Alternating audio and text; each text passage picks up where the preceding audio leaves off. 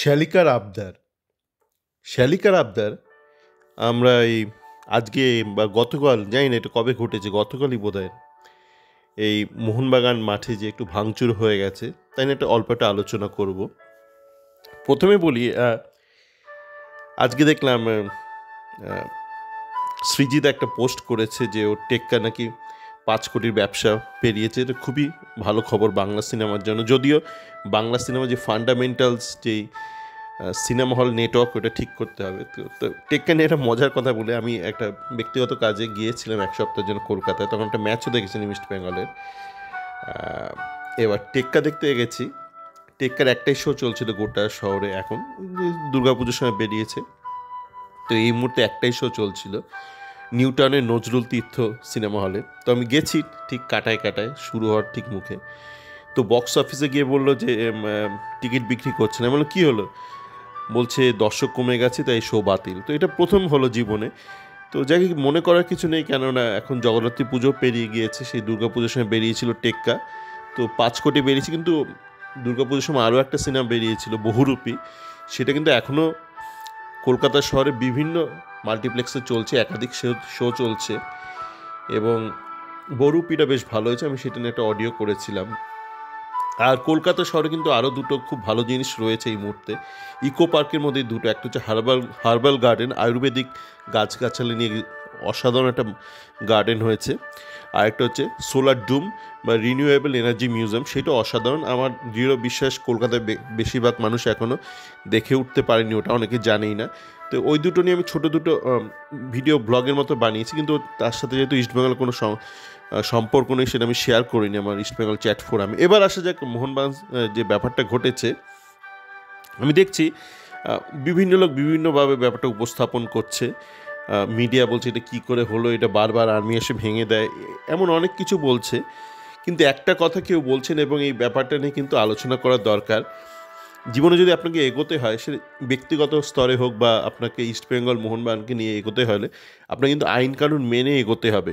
মোহনবাগান দেখবেন যখন তখন আনোয়ার কেসে কীরকম ফেসেছে, ওদের যে জামাইবাবু আছে তাকে নিয়ে ফেসেছে, মানে জামাইবাবুর কাছে আবদার করেছে, শ্যালিকার আবদার, এটা দিন সেটা দিন, কখনো বলছে 10 কোটি, কখনো 20 কোটি, কখনো 30 কোটি, এরকম উল্টোপাল্টা আবদার। আর জামাইবাবু বুঝে গেছে যে আবদার যদি মিটিয়ে দিই আমি ফেসে যাবো, তাই একের পর এক মানে শুনানি পিছিয়ে যাচ্ছে, মানে বিশালভাবে বাজেভাবে ফেসে গেছে সুপার জায়ান্ট আর আপনার এই all India football federation Anwar কেসের। যদি ব্যাপারটা এসকালেট হয়, মানে দিল্লি কোর্টেও, বা যদি পরবর্তীকালে ব্যাপারটা এএফসিতে যায়, তো অল ইন্ডিয়া ফুটবল ফেডারেশন আর জামাইবাবু আর আপনার এই মোহনবাগান সুপার জায়ান্ট এরা বাজেভাবে ফাঁসবে। তো এই যে মাঠের ঘটনাটা, এটা কী ঘটেছে, এটা খুব সহজ ঘটনা। আপনি যদি দেখেন যে মাঠের ধারে যেই সাইড বোর্ডগুলো রয়েছে, যে সাইড অ্যাডভার্টাইজমেন্ট বোর্ডগুলো, এগুলো কিসের অ্যাডভার্টাইজমেন্ট? ওইগুলো হচ্ছে মোহনবাগানের আইএসএল এর স্পন্সর, ঠিক আছে? কোন আইসক্রিম কোম্পানি, কোন ইলেকট্রিক কোম্পানি, কোন এই সেই কোম্পানি, বিভিন্ন কোম্পানি, যারা কোন বেটিং কোম্পানি, তারা কিন্তু আইএসএল এর স্পন্সর, এবং তারা কিছু ক্ষেত্রে অবশ্যই তাদের কলকাতা ফুটবল লিগেরও স্পন্সর। কিন্তু কলকাতা ফুটবলে কিন্তু মোহনবাগানের জন্য শেষ হয়ে গেছে, অনেক দিন আগেই শেষ হয়ে গেছে, মোহনবাগান সুপার সিক্সে উঠতে পারেনি। তো তাহলে আর আইএসএল এর ম্যাচ কিন্তু মোহনবাগান মাঠে হয় না, সব সল্ট লেক স্টেডিয়ামে হয়। তাহলে মোহনবাগান মাঠে কিসের জন্য সেই সব সাইন বা অ্যাডভার্টাইজমেন্ট বোর্ডগুলো ছিল? বোঝাই যাচ্ছে, মানে দেখুন, কেউ একটা যদি 2 নম্বরই কাজ করে, একটা চোরও যদি করে, একটা ছিনতাইবাজ করে, তার পেছনে তো একটা কোনো মাকসাদ থাকবে, বা একটা কোনো মোটিভ, একটা মোটিভেশন থাকবে, লক্ষ্য থাকবে। তো লক্ষ্যটা তো সহজেই অনুমেয়, যে ওই মাঠে যেহেতু এর আইএসএলের স্কোয়াড ট্রেনিং করে, তো যে ভিজুয়ালসগুলো আসে, যে আমরা ইউটিউবে দেখি বিভিন্ন চ্যানেলে, সেখানে যাতে ওই সমস্ত স্পন্সরের নাম দেখা যায়, এটা বোঝাই যাচ্ছে সহজে যে এদের লক্ষ্যটা কী। কিন্তু সেটা আপনি করতেই পারেন, কিন্তু তার জন্য কি আপনি যথাযথ অনুমতি নিয়েছিলেন? আপনি যদি দেখেন ইস্টবেঙ্গল মাঠে কিন্তু ওইসব নেই। ইস্টবেঙ্গল যারা আইএসএল স্পন্সরশিপ করছে, ধরুন এই মুহূর্তে একটা স্কুটার কোম্পানি করছে, একটা গোদরেজ করছে, বিভিন্ন কোম্পানি রয়েছে। তো তো আপনি কিন্তু, বা ইমামির বিভিন্ন ব্র্যান্ড করছে, তো সেগুলো অ্যাডভার্টাইজমেন্ট আপনি ইস্টবেঙ্গল মাঠে দেখতে পারবেন না। তো আপনাকে যদি এই ধরনের কাজ করতেই হয়, তাহলে আপনাকে কিন্তু একটু নিয়ম মেনে করতে হবে, মানে আর্মি থেকে নিয়মটা জেনে তারপরেই করতে হবে। এখন আপনি যদি ক্যালকাটা ফুটবল লিগের জন্য অনুমতি নিয়ে থাকেন, তারপর ক্যালকাটা ফুটবল লিগ শেষ হয়ে গেছে আপনার, তারপর আপনি লাগিয়ে রেখেছেন, তাহলে ব্যাপারটা বোঝা যায় যে আপনি কিন্তু মানে একটু আইনকে একটুখানি ফাঁকি দেওয়ার চেষ্টা করছেন। এবার সেটা করতে গিয়ে যদি ধরা পড়ে তাহলে তো মুশকিল, মানে তাহলে তো আপনি বাস খাবেনই। বলে না, চৌর্যবৃত্তি ততক্ষণ ভালো যদি না পড়ো ধরা, চুরি করা মহাপুণ্য যদি না পড়ো ধরা, একটা গানই আছে আমাদের, বিশাল জনপ্রিয় একটা সিনেমার একটা গান, চুরি করা মহাপুণ্য যদি না পড়ো ধরা। তবে দেখছিলাম একটা ওই আপনার ওই রেপ স্পোর্টস আছে, সে বলছিল যেখানে আইস বাথ নেয় ওই জায়গাটা ভেঙে দিয়েছে, কেন ভাঙলো, আমি ছোটোবেলায় আসতাম এখানে।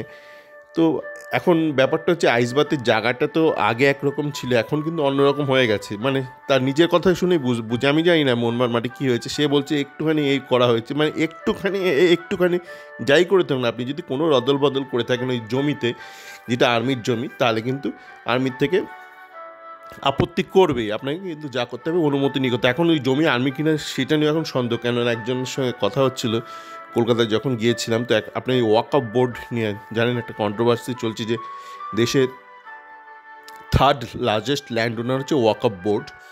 তো এটা ডিসপিউট চলছে, মানে আমি শিওর, আমি জানি না, যেটা শুনেছি ওই এলাকায় যত জমি সেটার মালিকানা কিন্তু অরিজিনালি আর্মি নাও হতে পারে, সেটা তো ওয়াকআপ বোর্ডেরও হতে পারে। তো আমি শিওর নেই এই ব্যাপারটা, না জেনে বলবো না, কিন্তু একটা বিশাল লিগ্যাল ডিসপিউট কিন্তু এ ব্যাপারে চলছেই।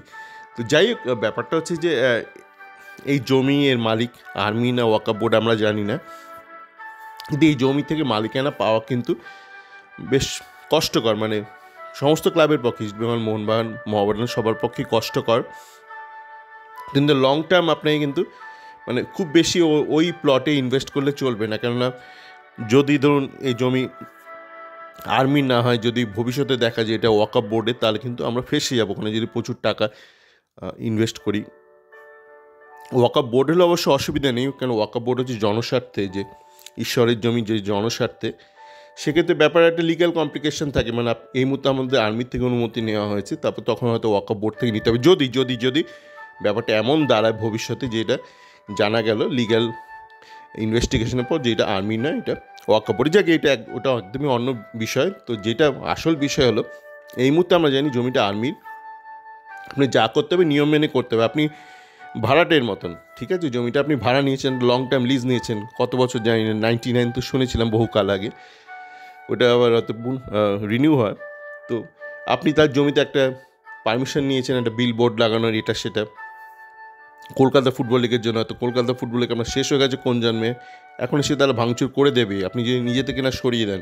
আমাদের সেই এই হলো সমস্যা, মানে রাস্তাঘাটে দেখবেন পোস্টার লাগিয়ে চলে গেছে, মানে একটা তো অনুমতি নিতে হয়, ধরুন কলকাতা কর্পোরেশন থেকে যে আমি একটা পোস্টার লাগাবো, সিনেমার পোস্টার হোক, টেক্কার হোক, বহুরূপী হোক, যাই হোক লাগাবো, তো খুলবেটাকে। আমি দেখলাম এখনও অনেক হলে বাইরে টেক্কার পোস্টার লাগানো রয়েছে, মানে সেই হলে চলছে না। এটা তো একটা মানে দৃশ্য দূষণও হচ্ছে।